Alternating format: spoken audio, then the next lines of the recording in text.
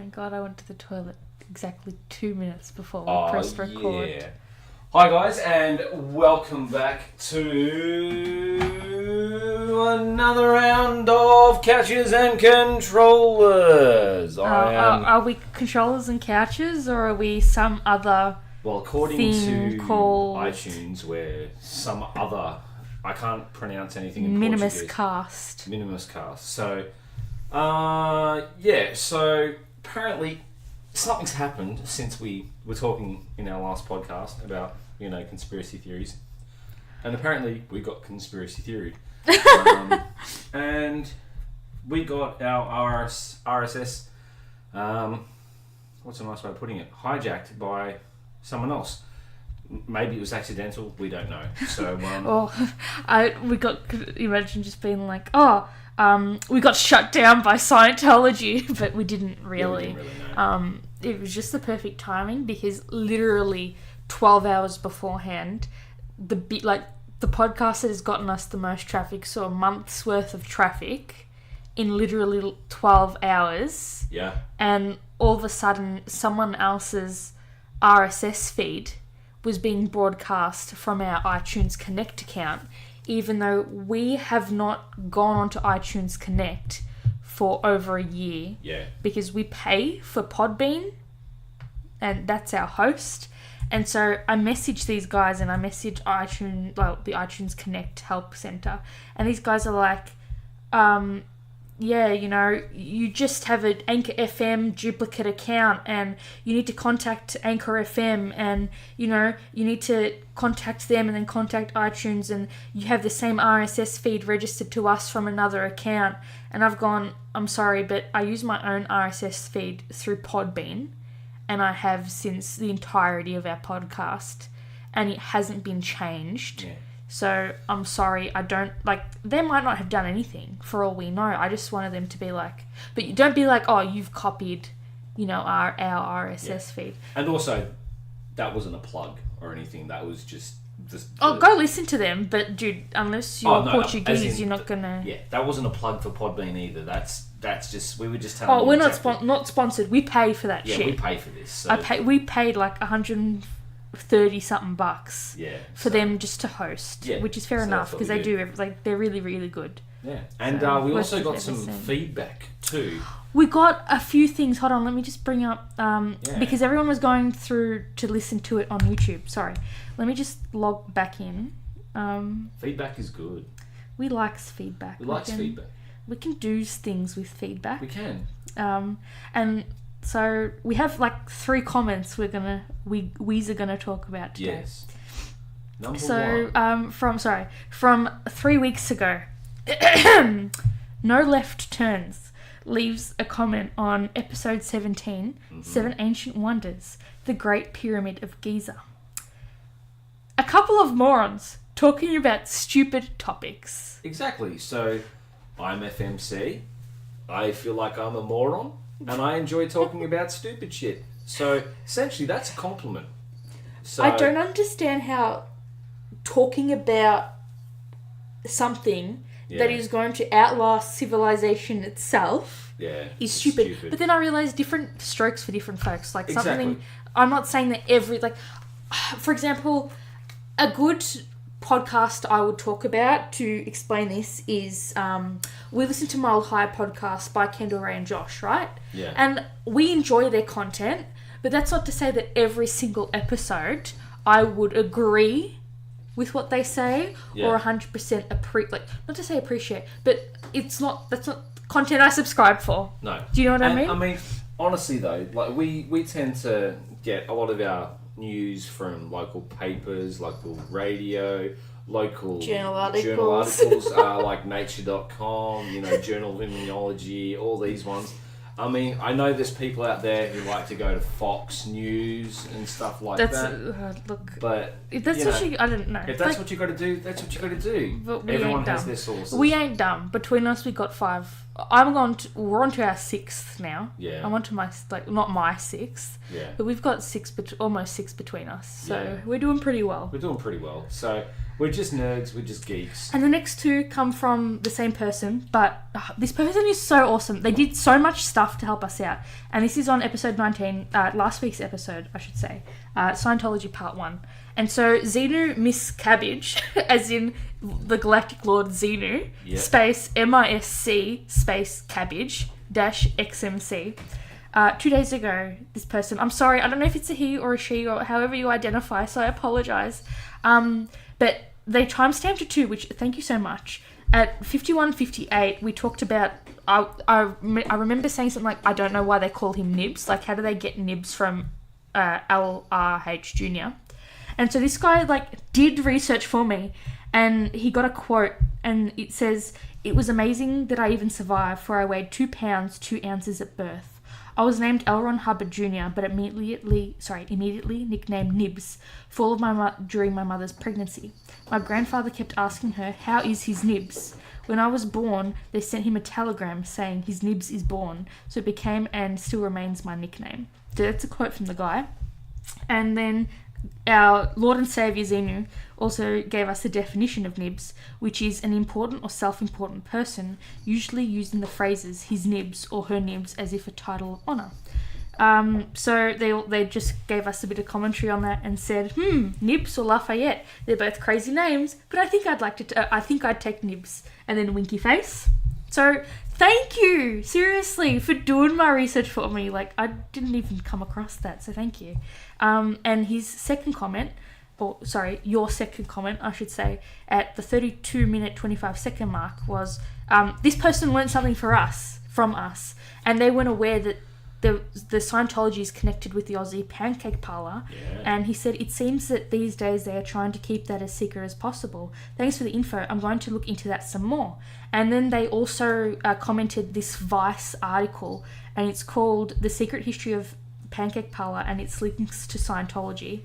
And Vice titled it as "The Urban Legend, the company is a front for Scientology, but it comes with a whiff of the truth." And they were saying that the official history of the Pancake Parlour, ignore the floofs playing around with a piece of foil that I probably shouldn't have given. It's clean foil. It's just shiny and they like to play with stuff. Because if you buy them actual toys, that's not good enough for our floofs. So yeah, we were kind of right. But apparently they opened the first one up in Adelaide in 1965, and then they expanded into Pancake Parlour as we know it now. And apparently they just make $40 million in Victoria alone. And I'm guessing that would have to be a US number because it's vice.com, but I don't know. And then this article, I'll link it for everyone in case you guys want it. But this article kind of goes on about that history. So if anyone else is interested, it's there. Yeah. Yeah, cool. What's new in your life, good sir? Let's see. I explored more options about using software and hardware, and the fact that your firewall and your antivirus... Not mine, yours. Mine, yeah. And essentially your firewall and your antivirus can play havoc and it doesn't let you do things. So essentially, that's fixed now. So yay, science and tech. What we should preface this with is your computer is that OP that it's too good for other programs to run. Yeah, it's no, you can run it back all the way. Sure, it runs Windows 10, but just you got to slow it down so much for stuff to actually run because the software just goes, no, I can't catch up, sorry, bye. And just goes kapla. Literally kapla. Kapla is a good way to go. Yeah, so, but yeah, it's, what else have I done? I've been on a cheese on toast endeavour. So yeah, I think I've worked out the perfect recipe. Does this mic need to be more centered? No, I don't know, maybe. I'll move over a little, sorry if I make noise, everyone. But I think probably it's got the right medium now. I've worked out the right consistency of bread to cheese and condiment. So I've worked it out, and it's sort of, I've gone past the rubbery texture and just gone to crispy cheese. So Crispy cheese cream. with a hint of... Which is funny because we rewatched Power Rangers. I literally was about to say Power Transformers, Power Formers, and I'm like, that's not right. Could you imagine? Yeah. We rewatched it because it's on the Netflix Australian catalogue. Why not? Yeah. You know, it's a good series. A throwback to my childhood for sure. I remember Did you hear that apparently they're going to remake it? No, I heard it was a sequel. No, they're not going to do the sequel. But they just brought in the green dude. They're going to do a reboot. No. They're literally going to do a reboot. But I liked, especially Jason Scott. Like, I really liked the dude. And he plays the Billy Kid in Stranger Things, isn't Stranger Kid... When is Stranger Things coming out? And, they also brought out a new video game. So. Power Rangers. Go Power Ranger! But seriously, when is Stranger Things coming out? Soon, hopefully. No, I need better than soon. Let's trust our Lord and Savior Wikipedia. What's that movie we're watching literally right now? Pause it halfway while I was doing some stuff. 4th of July, everyone. It comes out on 4th of July. Stranger Things Season 3. Sugar. Netflix. We spoke about it last week. Yeah. Jesus Christ, and I had this exact same problem. It's got what's the dude's name in it? Ben Affleck? Yeah. Affleck? Triple Frontier. That's it. Yeah. So. Whoopie doopie. Yeah. Whoopie doopie. I'm not going to spoil it. I'm not going to mention anything else because we haven't really finished it. But don't have enough thoughts. It feels like what was that one? It's like 999, but meets the Italian Job. Yeah. But South American. Yeah. It's like Welcome to Boston. Like I said, we're literally only halfway through. What we did finish though was Hereditary. Yeah. Well, let's say that was awesome. The ending went a little sideways. Like sideways off the what? Like it really went down the Coven path. Like it got a little bit. Well, don't spoil it because I don't want to spoil it for people because a lot of people wouldn't have seen it. Okay, and so I don't want to give them context. Like you need to, Essentially, halfway through the movie, Sponge Robert Quadratic Trousers pops in, and there's a small song and dance number. Squidward, he's the villain. Oh, stop. So yeah, he's the villain. There you go. Spoiler alert. SpongeBob is the protagonist of. Someone's going to actually watch this and say there was no SpongeBob at all. Spoiler alert. You don't say. Look, really? Bottom line, it does get quite, it picks up in gore. You think, it's just going to be jump scares and stuff. But they really, it had everything that thriller and horror, they cherry-picked a lot of tropes, for lack of a better word. And, it was good, but it wasn't great. I think it was more creepy than it was anything else, and I think that's what they were going for. Yeah. So, good on them. I would give it about a 6 out of 10. 6 out of 10? I give it probably 7.5. Yeah, that's fair enough. Yeah. Yep. I have a new quiz for you today. Yep, done. And you literally said this the other day, and you were like, which onion do you think I am? So you know what I did? Done. I consulted our Lord and Saviour BuzzFeed. And the quiz is called Your Shrek Preferences Will Reveal Which Type of Onion You're Most Like. Yep. Bring it on. Do you appreciate my dedication to your cause? See, you have, this quiz has layers. Ogres are like onions. Ogres are like onions. Alright, so pick a Shrek. Okay, I'm going to pick Confused Shrek. Confident Shrek, Human Shrek, Panic Shrek, or Confused Shrek. Confused Shrek. I'm going to go... I'm going to go Human. I'm going Confused Shrek. Confusion. Confusion. America, explain. Explain. Okay, so you get to pick another character. You get to go Princess Fiona. In ogre form. Donkey. I'm a donkey on the edge. Puss or dragon. Princess Fifi. I'm going donkey. Okay. Pick a place. It's their house. Yeah, you go. The mountain scene. The swamp. Far away, Yeah, as in like looking up at the castle. Yep. Or the fairy godmother factory. Yep. I'm going to go for the mountain. I'm going for the swamp. Faux show. For show, I'm going to swamp. Pick a quote. You know, Donkey, sometimes things are more than they appear. I like that boulder. That is a nice boulder. Blue flower, red thorns. Blue flower, red thorns. This would be so much easier if I wasn't colorblind. Not the gumdrop bun. Not the gumdrop bun. I'm going to go for that is a nice boulder. Yep, that is a nice boulder. Then you get to pick a villain, which is the fairy godmother, Lord Farquaad, Prince Charming, or Rumpelstiltskin. Just pause for a minute. You were the one, I think it was 2 years ago, who told me what Farquaad's name really meant and how it was a plug for the adult audience. Yeah. And my life came crashing down. But at the same time, I still think Fairy Godmother was a boss ass, so I'm gonna pick her. Yeah, I'm going to go Lord Farquaad just because he cracks me up. Pick a Shrek song. All Star by Smash Mouth. Hallelujah by Rufus Wainwright. Accidentally in Love by Counting Crows. There were 7. I'm a Believer by Smash Mouth. I kind of know which one you're going to pick, but... Yeah, I'm going All Star. I knew it! That's actually what I'm going to go for too. Mouth. Faux show. Pick a Shrek film. Film. Number uno. Number due. Number tre. Number cuatros. I did not realise they made 4. Yeah. So there's Shrek, Shrek 2, Shrek the Third. And Shrek Forever Shrek After. Forever After. Sugar. Oh, goddamn. It has to be the original one, right? Yeah, I'm going number 1. Alright, hit me with it. With your Samboy stick, hit me. Okay, so I am most like a yellow onion. I didn't know you suffered from jaundice. Yeah. What does a yellow onion even look like? Let me Google this. It's the one I always use for fry-ups and everything. It's a brown onion, Michael. Well, essentially that's a brown onion.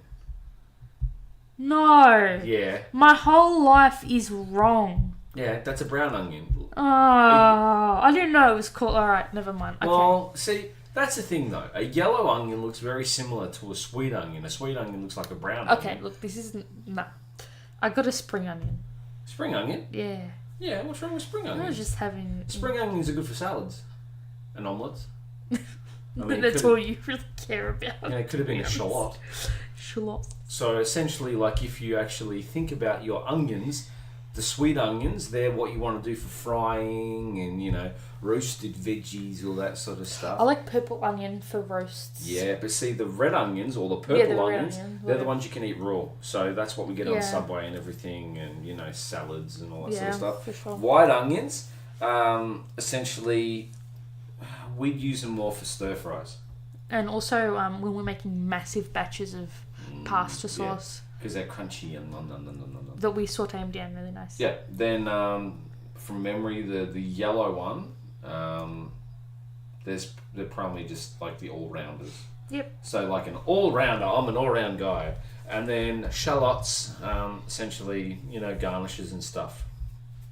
You know, put them in like vinaigrettes. Yeah. So, are we ready to jump into the news? Yeah, let's do it. Alright, so apparently... News. Oh, Jesus. I hope that didn't annoy everyone with the Yep. ears. Sorry. Apparently, a Melbourne couple went hiking on Mount Buffalo on Friday morning. Not an actual buffalo. No, it's called Mount Buffalo. And they went missing, the poor things. They experienced hikers. Trevor Salvador, he's 60. His wife, Jacinta Bohan, 58. They were seen by friends at a caravan park in Bright on Friday, and that was when they left about 9:30am in their Skoda U2. And they're from Essendon, so they were expected to return to the Bushwalk Reservoir track at about 12:30pm that day. But they didn't return, and their car was still there. However, obviously they're not, because they didn't come back for their car. Yeah. And then a couple of days ago, they pretty much, these poor people, this poor couple, they flagged down a minibus of TAFE students at 11:10am at the Buffalo River, which was 9 k's away from where they started their hike. And they said, we basically got lost, and then we stayed in one spot for 4 nights. So the track disappeared, and we weren't good at spotting the track, and we think we followed an animal track rather than a marked track, and we just got the wrong spot. So... Yeah, apparently they survived on their rations, which included a packed lunch and some muesli bars, and they stayed near where they could hear speedboats, and they saw campers below them, and cows, and a dog, and lights. So they knew they weren't far from people, but apparently there was a 250-foot drop in front of them, down the cliff, so you're not going to scale that, because you have no idea. So they just pretty much kept... what's the reverse of, I don't want to use the word climbing down, but... Rappel? No, not rappel. Traverse? You're not traversing. Dive? But yeah. Let's dive off a 200 with a freaking rock concert. No, you wouldn't have a skull left. On an interesting note, did you know that the actual mountain of Mount Buffalo was actually named in 1824 because it looks like a buffalo that is reclining. How do you know this stuff? Your knowledge astounds me. Apparently, I used to go frequently, according to my mother, with my sex-determining genetic donor's family, but I don't remember it. And looking at the photos, it looks a lot like... where was that place we went last year, in the middle of the year? Hanging Rock. Yeah, which is fair enough. See, the other thing too is, I was interested in it in high school because... You did Scoutsies. Yeah, and also it's known to have peregrine falcon nests and boggon moths. Ooh. So, a really cool thing too that I also remember, I think it's... There's... Oh, the ugly moths. Yeah, the ugly ones. Oh. They look like my face when I wake up in the morning. A grottis, alright. Yeah. Yeah, grotty for sure. What the indigenous people used to do, I think it was the Toggerong Aboriginal people. They basically used to hold ceremonies and tribal council and all that sort of stuff on top of the mountains. And essentially, so they'd also hunt the boggon moths, or capture them and eat them. So because they're high in protein, but also all these listeners listening, if you are indeed listening, Australia is basically just the flora and fauna is just retarded.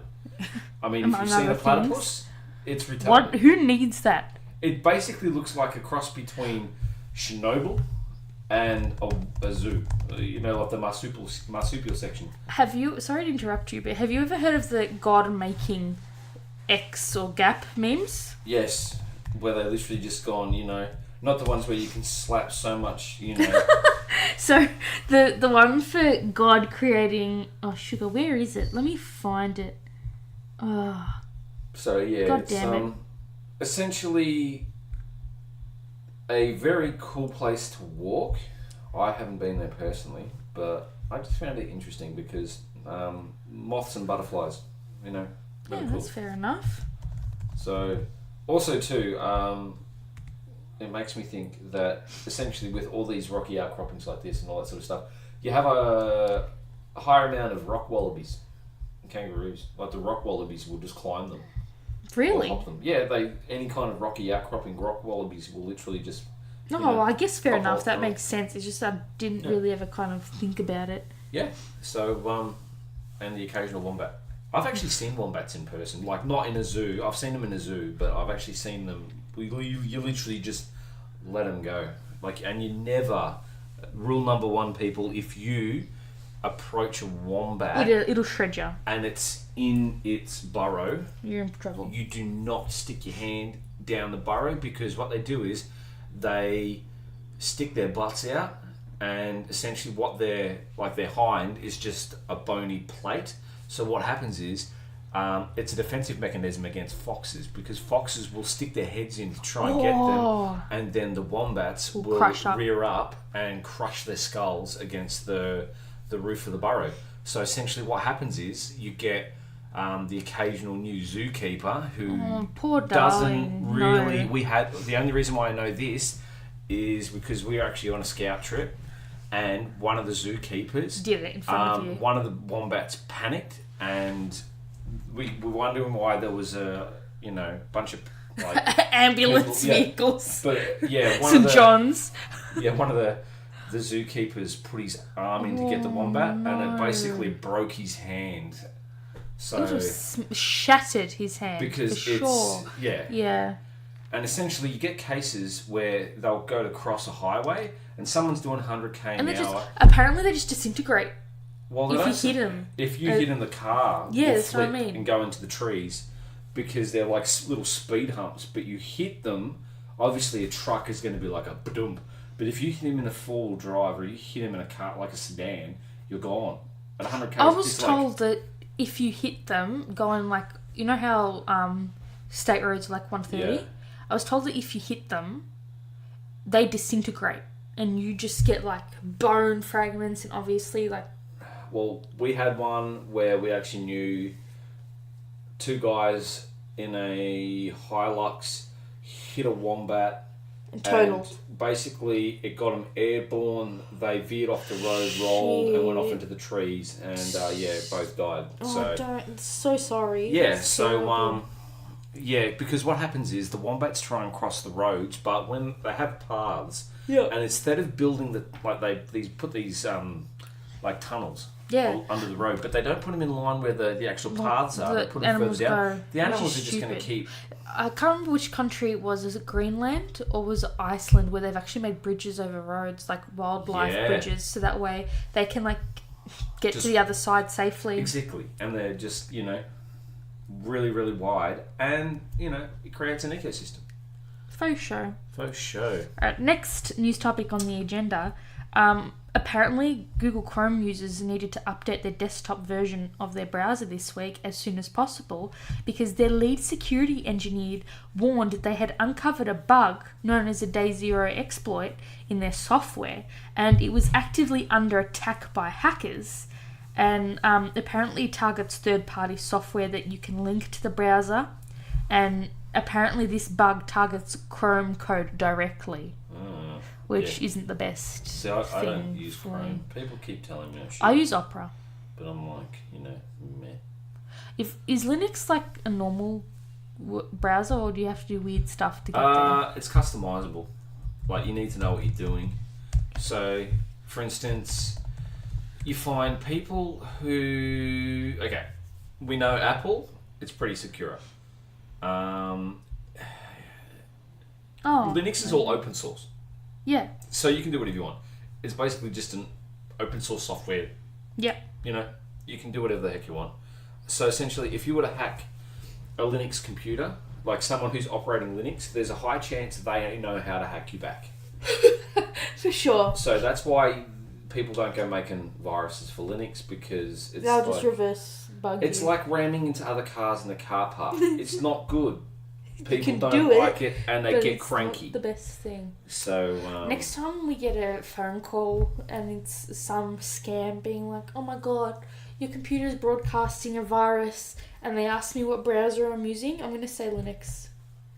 Linux? Yeah. I probably should have done more Linux. Alright. Interesting fact, it was created in the 90s. Yeah, everything good in IT started in the 90s. Yeah. All the good shows were in the 90s too. Talking about good shows, we still need to continue on with Roswell. You carried on about buying it. Yeah. We bought it. We got 7 episodes in, and then you dumped it. But after we did the Denver airport and UFOs and stuff, I got scared. Actually, when has the Roswell, New Mexico reboot started yet? Not yet. Possibly. Maybe it has. I think it has. Yeah. Probably is. So, yeah. Oh, apparently it started on the 15th of January. We'll get around to it. Yeah. So, woo. We've got to get them all working. Next topic. Microsoft announced the next lot of games that is going to the Xbox Game Pass. So Just Cause 4 came out on the 6th of March. Just Cause. Lego Batman 2 also on the 6th of March, and apparently tomorrow F1 2018 and Fallout 4 are coming. And look, I had this dilemma where I was researching, I saw this come up, and I've gone, how much is an Xbox Game Pass, right? Because you pay I pay for my account. You pay for your account as well. Over, what is it? It's like 80, 90, is it? Because PlayStation is 70, isn't it? Yeah, it's like 70 something. How much is? It's $10.95 a month. So it's not like... It's not too bad. It's not too bad, but it's not great either. Yeah. Do you know what I mean? Like, make it $5 for members or something. Yeah, it's something not... Because also, too, then comes down to conversion rate. Yeah, and Australia, you get the increased GST for streaming services. Yeah. We pay tax on our tax. Which is bullshit. Yeah. But what are you going to do about it? Oh, dude, I saw this article come up and I freaked the absolute shit out, especially because we drove past one of these sites and you freaked out when we went to the all-you-can-eat. Apparently, they found 3 new illicit chemical dump sites in Craigieburn. Wow. One of them was the one where you were like, that dirt doesn't look right, like that mound shouldn't be there, like what on earth is happening here? Yeah. And so apparently WorkSafe went to 3 warehouses, and they suspected to see large stores of chemical waste. And apparently this ripped open an industry investigation. Apparently there's a syndicate dumping shit because it costs so much to actually correctly dispose of chemical waste. Here's my question though. Would someone have the money to buy that? And if they bought that, could they use it for something? Possibly. Depends on what the waste is. If we're talking about... I couldn't find what the waste was from memory. I mean, if someone's dumping your yellow cake or something. No, Jesus. But apparently they have security guards that are now camping out following the raid. Apparently, it's in a built-up residential area, so it's within a kilometre of homes. Yeah. And 2 k's from Mary Creek, which literally goes all the way... What's to stop that from, leaking? That's what I'm saying, Creek? Leaching, right? And then that goes into the northern suburbs, and that feeds into the Arrow, which eventually turns out... Is it the Snowy? Or it goes the other way? It goes into the port. But the thing is, we're talking about 1.5 million litres of chemical waste. Yeah. That is a ton of shit. Literally more waste than the current upper and lower houses put together. And apparently this guy, the owner of these warehouses, he's from Wallen, which is like, oh yeah, I'm fine because I'm 40 k's the other way. His name's Graham Leslie White, and obviously we're not going to get sued from it because it's not only public knowledge, but also he is the owner of these things. So he may not know any idea. Yeah. But if you're heading up the hazardous waste business and transport and logistics, and you're the registered owner of this company, how do you not know what your employees are doing? Yeah. Because that's a lot. That's a ton. If it was one warehouse and the guy's oh, sorry, I'm not based out of this one. But here's the thing though, they found these ones. What about the other ones I don't know of? For sure, dude, for sure. And I mean, these containers are absolutely just... They just look imagine if they caught fire.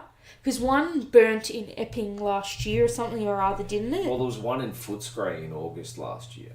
Yeah, and that was the last bus they tried to do. That was a massive one. And how many days was that burning for? Just kept burning and burning and burning and burning and burning and burning. Ugh.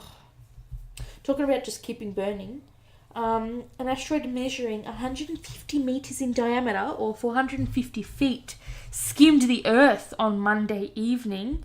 Apparently they dubbed it the NASA Asteroid 2019 CM4, and it made an Earth close approach. It zipped past. They only discovered it a month ago. Could you imagine if we only had a month to prep for doomsday? Yeah. But, they say, it was close. I'm talking it got within 5 metres. I mentioned that. An asteroid got within 5 metres. I think at that point you kind of go... it's over. Yeah, I think I shat myself. Because the gravity would pull it in if it was 5 metres away from our atmosphere. Oops. I don't know. Just one of those things, Oh, and also, I'm actually going to... Remind me to put these pictures on our Instagram account for the thing.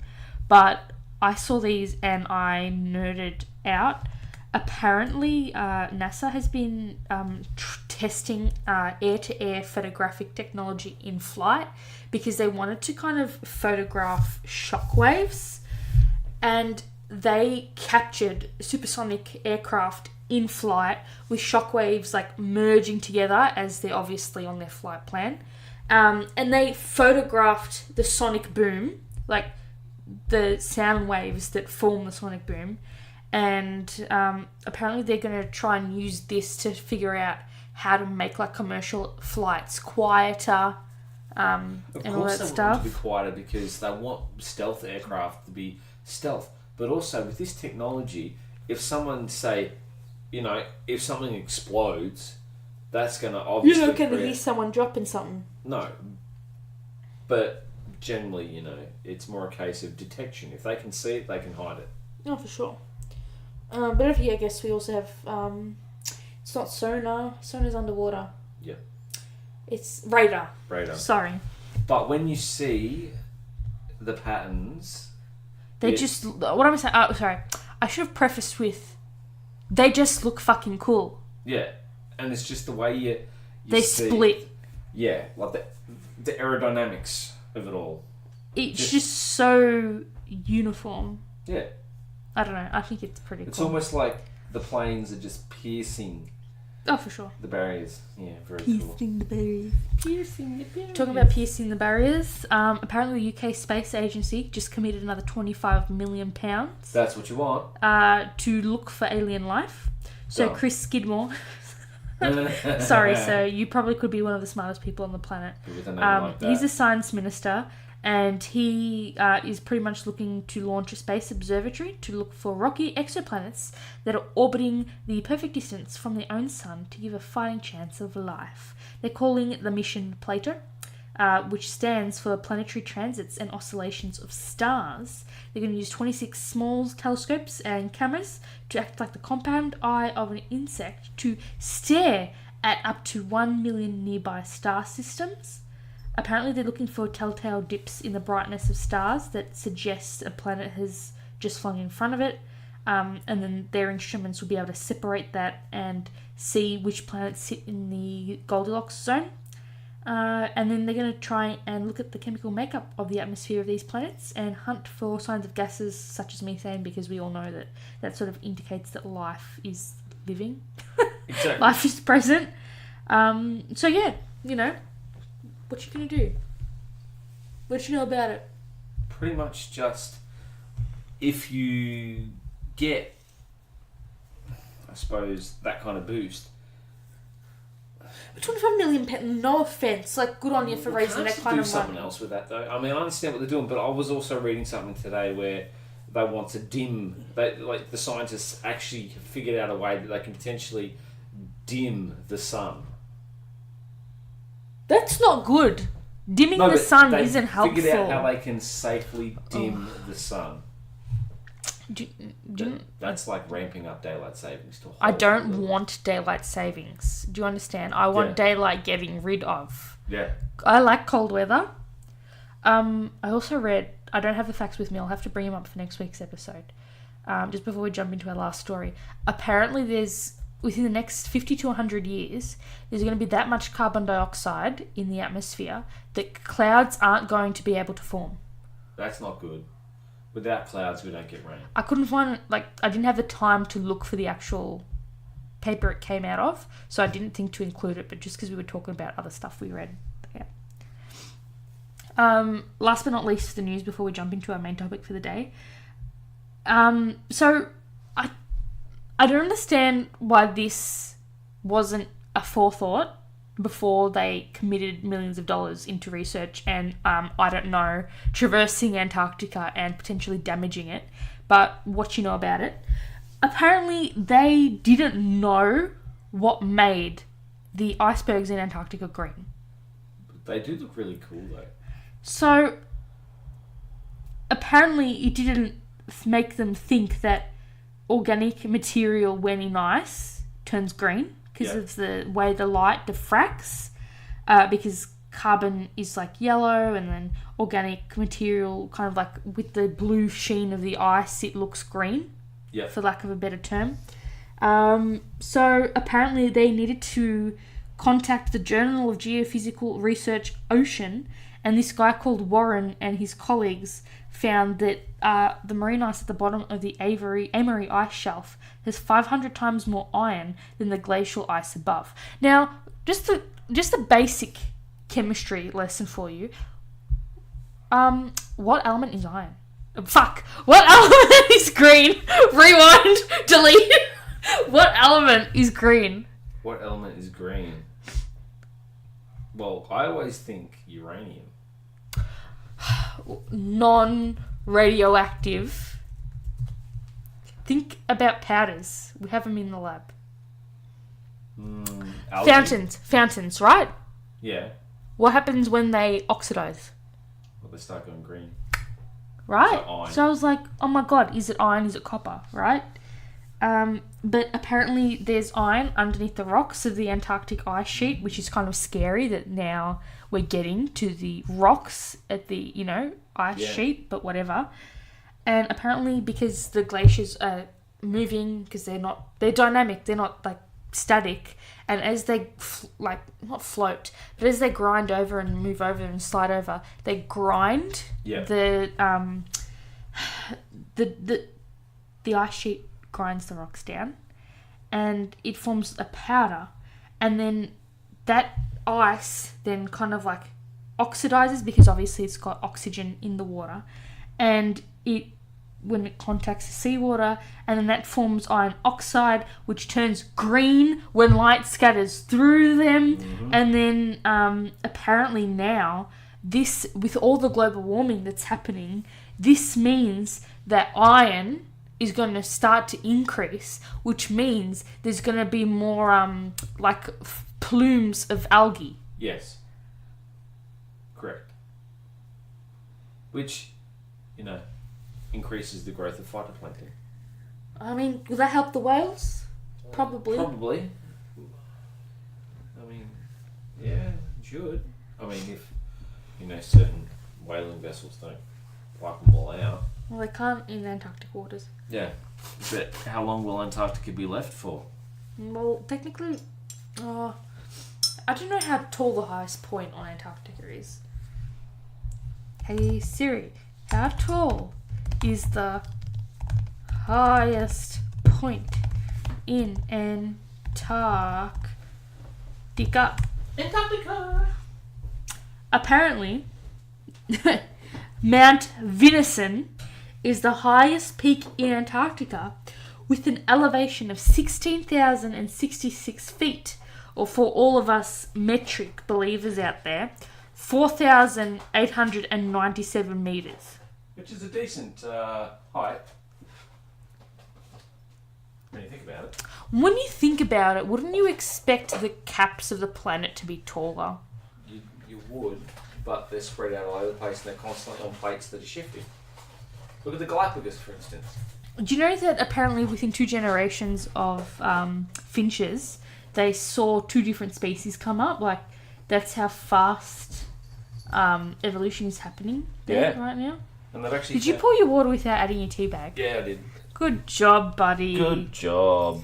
Good job, buddy. Good job, buddy. Good. Hey, do you know what the largest desert in the world is? Australia. Antarctica. Well, I say Australia because at least there's more water in Antarctica. Well, technically it's not water, it's ice. Yeah, true. Alrighty, hoity-toity then. Are we ready? Born ready. I think I said that last time. Yeah, I know, right? You need some new material, mate. You need new material. Today we're going to pick up with the second ancient wonder of the world. We should get like these crazy sounds like... Well, dude, get on it. Yeah. Fund it, Michael. Fund it. Fund the sounds. Get a soundboard. Make it happen, dude. Wow. You're the one with this massive computer that you brag is too good to run anything. Like, make it happen. Yeah. Alright, so today we're talking about a second oldest ancient wonder of the universe. Yep. And the universe. And of the world. The Hanging Gardens of Babylon. So, as always, what do you know?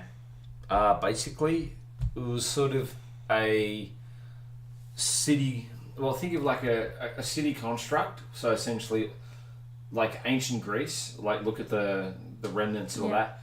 and all the gardens used to flow through the whole city.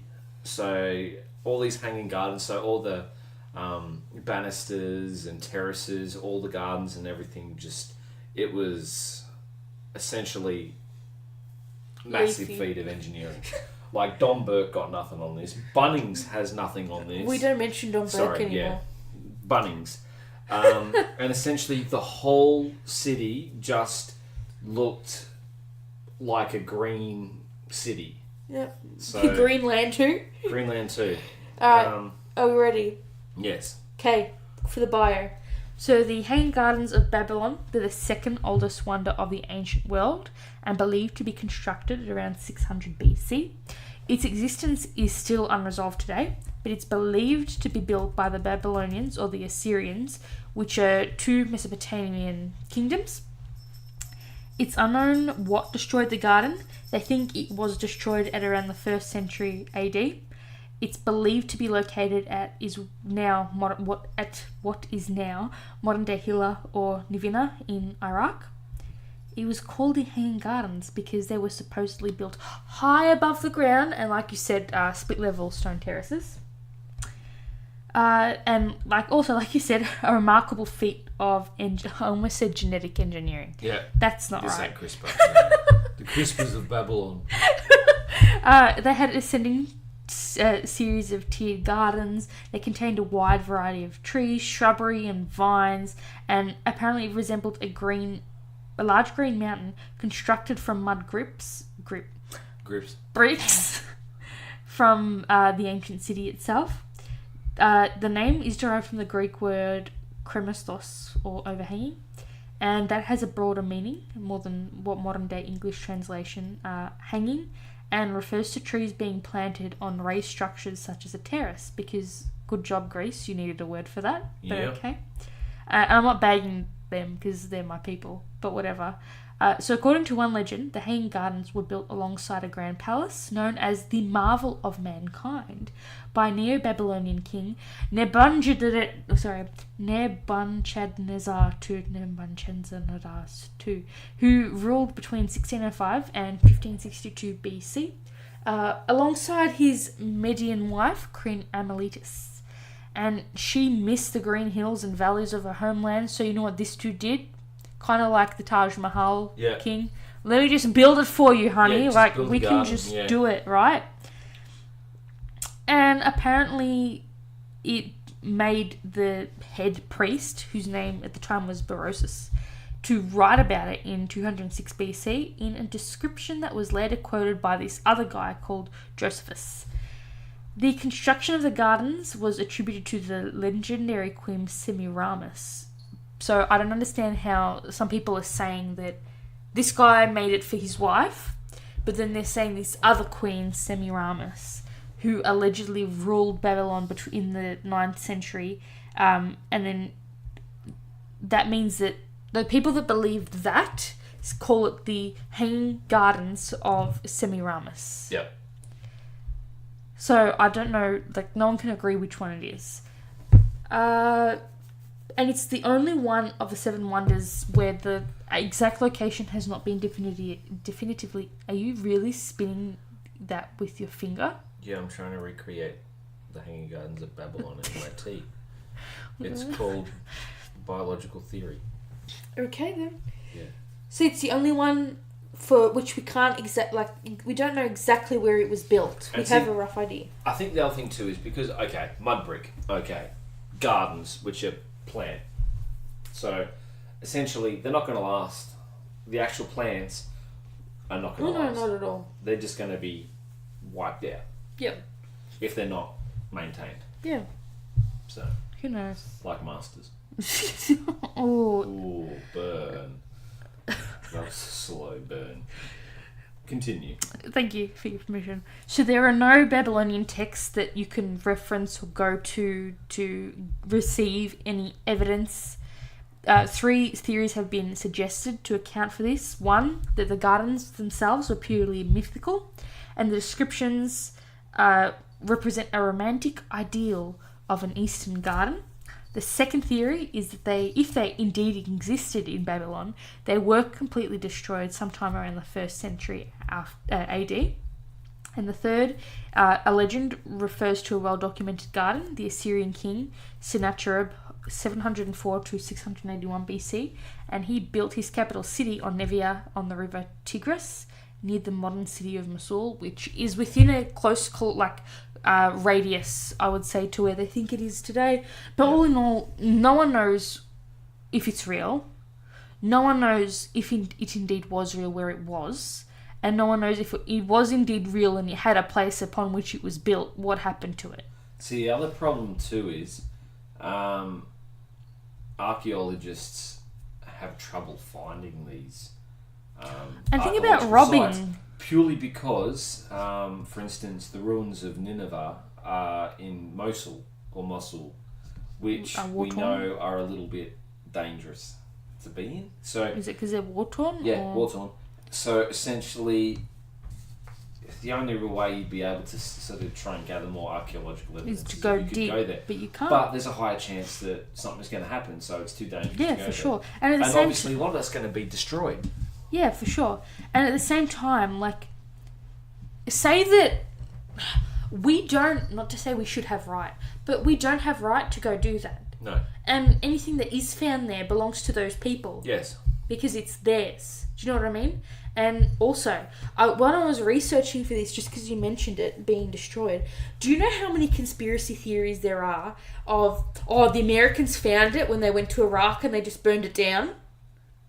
What? They were paratrooped into the village and, they burnt it down because they didn't want the Western world to find out about it, or they just destroyed it and they didn't really know what it was when they got there, so they just burnt it down or crushed it or whatever. Which is a bit dumb. But whatever. Wouldn't be surprised. I mean, did they have oil that they were they watering the plants with oil? Note, if America finds more oil in America, does it invade itself? Have you heard of Texas? You try invading Texas and you tell me how that goes for you, Texas was where the hanging gardens were. Do you know that Texas you don't have to pay income tax in? So essentially go to Texas. Yeah. Yeah. I like my guns are big like Texas. Mm-hmm. So the actual size of the gardens, allegedly one ancient historian called Herodotus, he claimed that the walls were 56 miles in length and were 320 feet high and 80 feet thick. So basically it is a fortress. It looked like a ziggurat. But it is a fortress. Yeah. Right? A garden fortress. And then people say, contrary to his belief and, his published work, archaeological finds prove that the walls were only about 10 miles in length and nowhere near that high, and the exact size of the hanging gardens is believed to have been quite immense. But how can you tell me how high, how tall, how thick the walls are if you're telling me A, you don't know it ever existed, and B, you don't know where it was? Yeah, it doesn't make sense. Right. There's a lot of conjecture. And there are 5 people who reference the gardens in their writing, I guess you could say, and provided descriptions. However, the only thing that anyone can really agree on is the design of the city, would you call it that? Yes. And their means of irrigation and the way that they were built.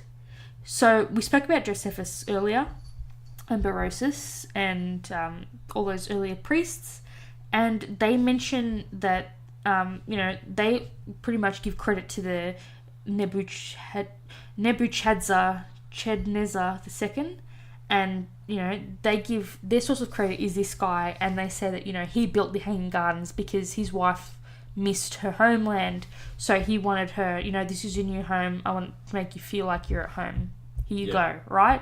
Imagine that as a Valentine's Day present, whatever. So apparently, he erected these very high walls. Everything was supported by stone pillars. They planted a pensile paradise. They replenished it with all sorts of trees as things died, because obviously they're in the desert, right? And it was an exact resemblance of a mountainous country, to gratify his queen because she had been brought up in Medea and she was very fond of the mountains because it was her homeland and he wanted to replicate that for her. This other guy called Diodorus Siculus, who was active between 60 and 30 BC, he consulted allegedly a 4th century BC text by Cleriachus, who was an historian of Alexander the Great. And I think it's Cestius of Cnidus, which I don't understand why they put things with C instead of S, but what are you going to do, right? Greeks.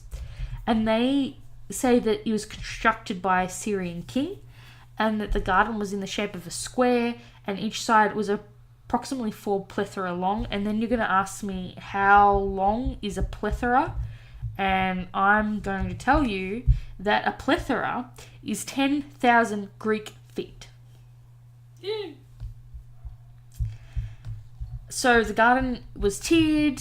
The uppermost gallery was 50 cubits high. You're going to ask me how much is a cubit. Let me tell you now.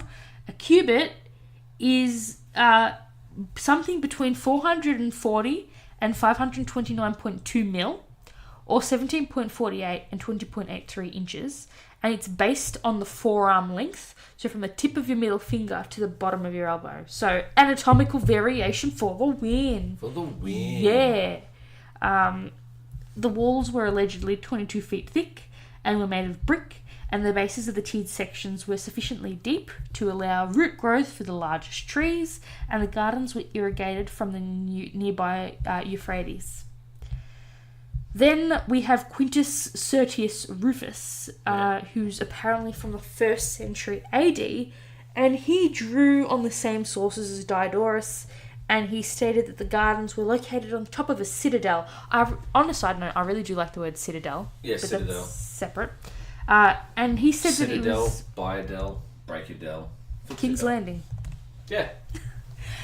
Oh, sorry, where was I going with this? And he said that the citadel was 20 stadia in circumference, and a stadion is a method of surveying in which distances are read by noting the interval on a graduated rod intercepted by 2 parallel crosshairs.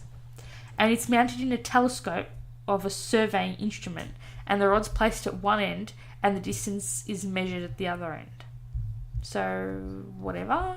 I guess I can put an image of it down for you. Maybe. That's what surveying is built upon now, where you've got like the laser and it measures, like it shines to the thing and you can read it on the rod. Apparently that's how they did it, but you know, how good were their telescopes back then? Just imagine if there's a telescope that is buried in conjunction with some, you know, I don't know, I suppose. Like you're talking about an ancient Hubble telescope. No, I'm talking about maybe that's the key to the gardens. Maybe there's something in that particular telescope that when you... Oh, the gardens are underground! The gardens are underground! Well, think about it. Maybe, like, the hanging gardens aren't actually hanging. Maybe they're underground, so they hang... Who knows? Atlantis. Underground hanging garden. It's all, you know, bioluminescent. Well, for sure. Well, yeah, I'm not disrefuting your dreams. Hollow Earth theory. Oh, look, that's another dragon for another day that we need to slay. So again, this Syrian king, again, they suggest that he built it for his queen because she missed her homeland. Then this dude called Strabo, in 64 BC to 21 AD, he described it as and stated that the gardens were watered by means of an Archimedes screw, and that led water into the gardens from the Euphrates River. And apparently it's referenced in a handbook to the Seven Wonders of the World by Philo of Byzantium, which is a writing in the 4th to the 5th century AD. Sorry, I forget that BC is reversed backwards, but AD is the other way. We're 2019 AD, aren't we? Yes. That's how, yeah. And then there's this other guy called Philo of Byzantium, also, who said that the method of raising water by screw matches the described technique as Strabo, and he praised the engineering and ingenuity of building vast areas of deep soil which had tremendous mass so far above the natural grade of the surrounding land, as well as irrigation techniques. irrigation. Let me guess, we're about to talk about the Archimedes screw. Or are we? I don't know, maybe. So it's unclear whether the Hanging Gardens were an actual or poetic construction because there's no documentation, and there are hardly any, like, all the sources are contradictory, right? Apparently, Nebuchadnezzar's wife, Amylides, there's no record of her or any of his other wives. There's only a political marriage to a Median or Persian. A political marriage, though, would not have been unusual. There are records of Nebuchadnezzar, yet his inscriptions do not mention any garden. The gardens that were said to exist at the time were kind of regarded from being written by people who had visited the town, visited Babylon itself. But there's this guy called Herodotus, and he described Babylon in his histories works, and he didn't mention the Hanging Gardens at all, but then people said that maybe he didn't mention it because the Greeks didn't know they existed at that point in time, and maybe it was like this big secret, and only certain people were like allowed to visit, allowed to enter it, and it was all very hush-hush. But again, we have no archaeological evidence of anything. A lot of people believe that the evidence is buried beneath the Euphrates, and why would you want to go there? Like, just let people live their lives. We've already, conducted enough turmoil for them. Yeah, it's sort of, a lot of this stuff is buried for a reason. So apparently they were able to do some excavations, and they found traces of a vast system of aqueducts, which were attributed to the Sennacherib by an inscription on the remains. And get this, it was an 80k or 50-mile series of canals, dams, and aqueducts. That's a lot. Yeah. And obviously, again, they carried water to Nivea, and they also used water-raising screws, so basically Archimedes' irrigation, and to raise, water up where it needs to be. So there have been some recent developments in contemporary Akkadian inscriptions, and I have no idea who the Akkadian, who, what, where, when, why, and how. But the Akkadian Empire was the first ancient empire of Mesopotamia. Yeah. And they, in their language, Babylon means gate of gods. And it was applied to several, so they named many cities Babylon, which isn't really helpful. They say that Sennacherib renamed the city gates of Nivea after gods because he wanted his city to be considered a Babylon, so therefore a gate of gods, right? Yeah. Josephus says that Nebuchadnezzar, the king who built the gardens, who they say for his wife, that he may have left inscriptions, but none of them mention any gardens or engineering. The guy who said that maybe it was a Syrian king, there's no description about anything there. But again, we still have the engineering, so that part, the water, irrigation, so that part still kind of stands up. So all in all, with all the records, apparently there's this battle of Gaugamela in 331 BC by Alexander the Great, and this arsehole who camped for 4 days by the aqueduct of Jerwan. Apparently historians travelled with him, and they would have had ample time to investigate it, right? They would have been there, and they would have seen it.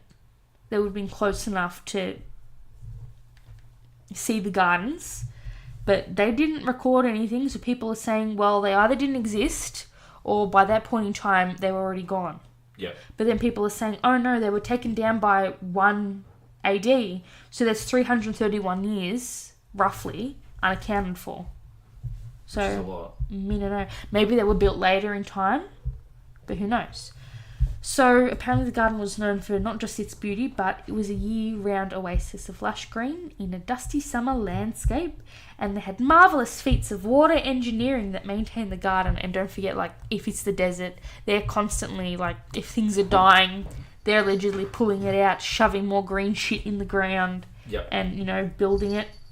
But apparently there is a tradition within the Assyrian royal family that they build gardens. And so there was this other king, Ashurnasirpal II, and he reigned between 883 and 559 BC, and he created a canal and that cut through mountains. Like, I don't know how big the mountains were, but this enabled him to plant fruit trees and, I guess you could say, orchards. That's right, orchards. And pines and cypresses and junipers and almond trees and date trees and ebony and rosewood and olive and oak, tamarisk, walnut, terebinth, ash, fir, pomegranate, pear, and, like, you need to have proper soil and water to grow pear. Yeah. And grapes and figs.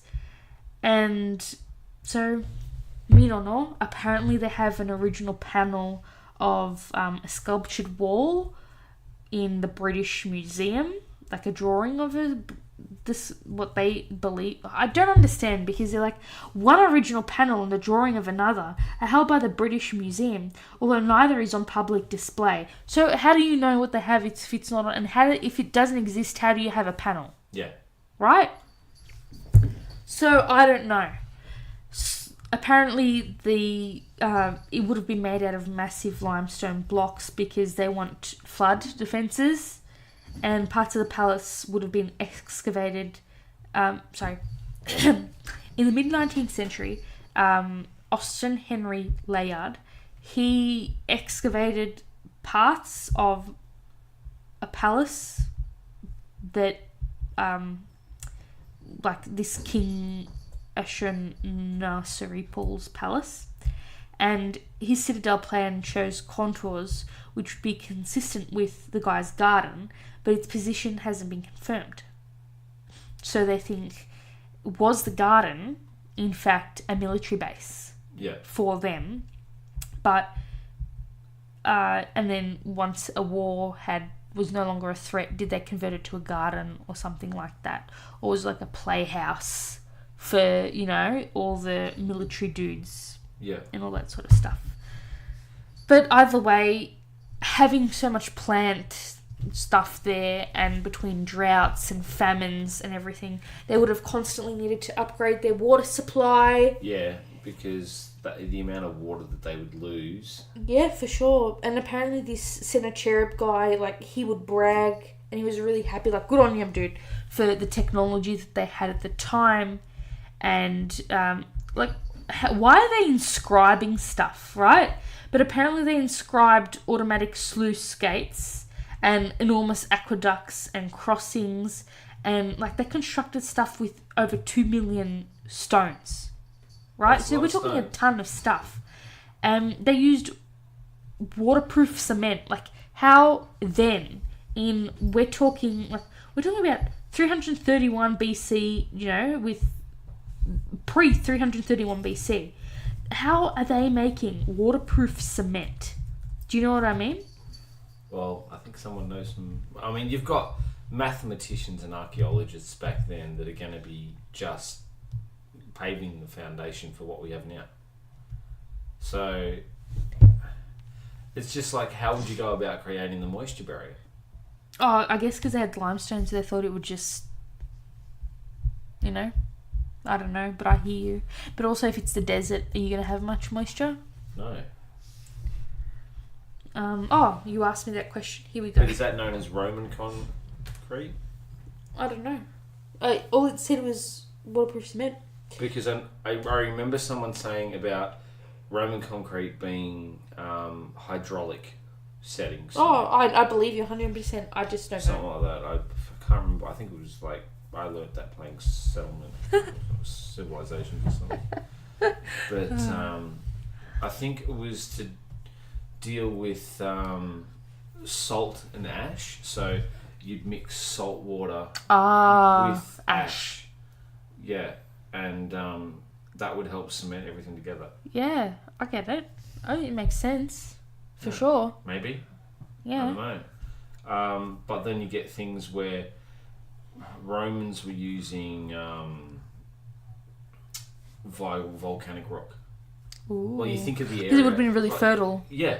So essentially, that was the secret to the durability of the cement. Yep. So, yeah, I understand. And that's why a lot of the foundations now are breaking down because of oxidation. Oh. I mean, look at how much... Like the, what do they call the gladiator fighting pit? The Colosseum? Yeah. Yeah. I mean, yeah. Like, just hypothetically, how much cement do we make per annum? But making cement produces carbon dioxide. So essentially, how much, like, what percentage carbon dioxide are we actually putting into the environment? For sure. At uni, like, we have free printing and stuff. I had to use it 3 times this week. Once because a PhD student asked me to print something because he was going to teach myself and 2 other students, and he sent me something that he wanted me to print, right? And that was, so it was, the print job was 2 pages, right? But I printed it as double-sided, black and white, so that was 3 pages worth of stuff. I had to print something to give to my supervisor, and then she asked me to print a copy of my lit review, which was in itself 24 pages because she'd made electronic comments and she wanted to write on them, right? Mm-hmm. So a total of 38 pages. That was 0.2% of a tree, 254 grams of carbon dioxide, and with that amount of energy, I could have run a 60-watt light bulb for 15.9 hours. How cool is that? How scary is that? It's that doesn't even take into account, like, lecture notes or anything. Like, talk about improving. Did you know that drinking lime water actually improves digestion? Do you know, apparently... Know why that's random, but, you know. Apparently drinking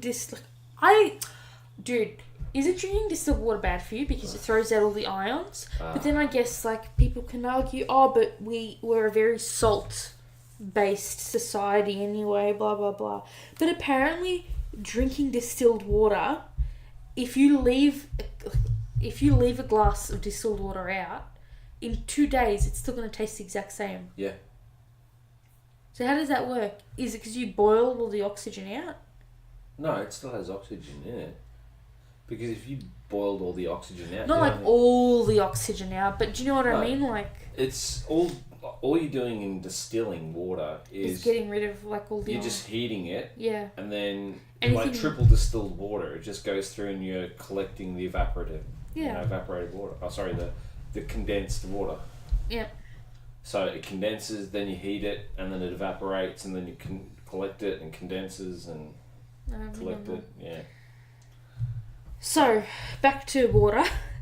Apparently Babylon rarely received rain, so for the garden to survive, it would have needed to be irrigated by the Euphrates, and that would mean lifting the water as far as the walls. Yeah, thus the Archimedes screw. Yep. And if it wasn't the Archimedes screw, it would have been done by a chain pump, which is 2 large wheels. One sits above the other. They're connected by a chain, and on the chain are buckets. So it's the typical, like, medieval, kind of lifting water up and kind of like a conveyor belt. So, what you know about it.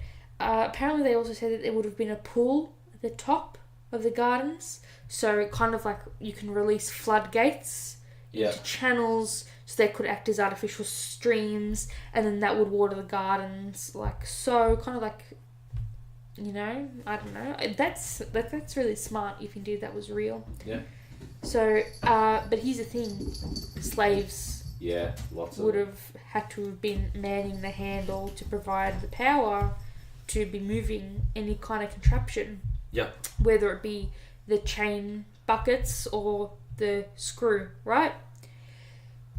So, if indeed this thing did exist and you solved your irrigation problem, how do you make sure that the liquid doesn't get to the foundation of the structure? Yeah. And because it was stone, like, where are they getting stone from in Mesopotamia? Like, this is in ancient Egypt. Do you know what I mean? So back then, a lot of the architecture was reported as being brick, which is composed of clay, chopped straw, and obviously baked in the sun. And then they'd join all that together with bitumen and any sort of like slimy substance they could get to kind of act as a mortar. And those kinds of bricks would immediately dissolve and disintegrate when you mix them with water. Yeah. So they think that... So this is a double-sided thing, because you can say, oh, because it didn't rain often, you know, it wouldn't matter, the bricks would survive because it didn't rain.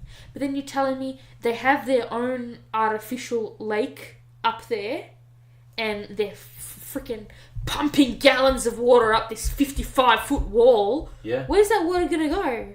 Like, the dirt's not going to hold all of it. The plant's not going to drink all of it all at once. You know what I mean? It's going to just go out. Yep.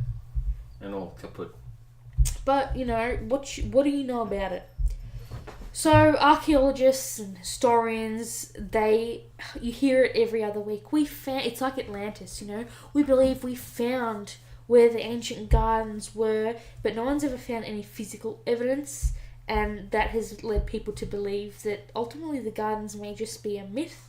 So even though it's referenced in all these texts and people refer to the plants as floating, maybe people just lived in a city and they just hung plants in what were then baskets to make like an oasis away from the sun. Yeah. If you're living in the desert and it hardly ever rains. Do you know what I mean? Yep.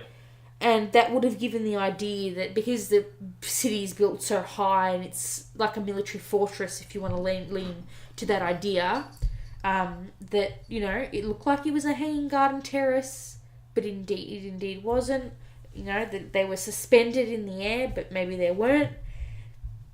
If the sizing is right, historians estimate that the gardens would have used 8,200 gallons of water a day to water the plants. So that's a fudge ton of water. And you can't... can't maintain that. Even if you had a fleet of 100 slaves, you're not going to be doing that, right? You can't.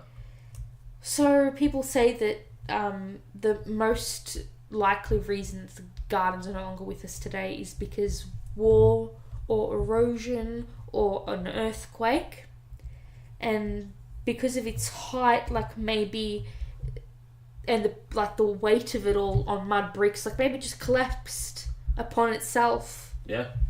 And then, you know, like that weighs a lot, and apparently the pump that everyone says, oh, they used the Archimedes screw, it was made in 3rd century BC, but if a similar system was used in the gardens, they would have made it 350 years before Archimedes designed his screw. So it's like... What comes first? Yeah. So yeah, I don't know, and why have I just double typed my notes the same? I don't know. So everyone kind of says that maybe the gardens were just there as like someone, you know, people just really like gardens back in the day, and maybe it was actually food, because, you know, it was kind of near the Fertile Crescent, so you know, they could have easily gotten crop seedlings and stuff from the Mediterranean, and then, you know, made it like it was a town garden and all that kind of stuff, and maybe richer people lived in that area, like more noble, and they say it's, you know, a royal garden palace, so that would also provide strength to that kind of argument. But yeah, no one can really kind of get the dates right, and stuff doesn't line up. So I ultimately don't really know. I think a lot of people like to think, oh, it's fabled. But I don't know. I think it's real. It just doesn't add up. Doesn't add up. I think the amount of maintenance that would have been required to actually maintain that, say if there had been an earthquake or something. It's all over. It's all over, because a lot of it would have been on pillars and stuff as well. Yeah. So it would be very articulate. Articulate. Well, it's good speech. So architecturally sound fine. So to get the flowing effect of the gardens and hanging down, everything's going to be high up, terraced out, pillars, and if anything had happened, it would have just all crumbled. Yep. So that's all I got for you today. Look, I would like to believe that they're real. Yeah, I think they are. I would lean towards more like it was a palace. Do you know what I mean? Like, or it was a noble's kind of village, and that they were growing their food. Yeah, because there and stuff. It would have been a combination of both fauna and flora, so they would have had a lot of birds and everything. Oh yeah, for sure. Like, build it and they will come. Yeah. So. Yeah, but that's all I have for you today. Yeah, no, that's really cool. So apologies if it wasn't a topic you were. Next week though is one of the topics you've been begging me to. We're there. Like, I'm not going to tell you what it is, but get excited. Get excited. So yeah. Yeah. So that was very cool. It would have been nice to see it intact, or if someone could go back in time. Imagine if they had clippings. Imagine if something you planted was like descended crossed there. From Babylon. Yeah, that'd be cool. Really, really cool. Yeah. Isn't there a TV show called Hotel Babylon? Yes. Do we have it? No. We don't have it.